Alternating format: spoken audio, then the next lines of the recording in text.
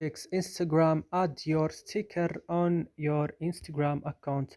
Today guys, I will show you and share with you how to do this. Just watch this video until the end. So let's start. First, you will just open your settings of your phone, and on settings of your phone you will go directly to apps, and on apps you will find all the application that you have in your phone. You will search for Instagram. As you see, this is my Instagram. I open it, and then I will go directly to storage here, as you see.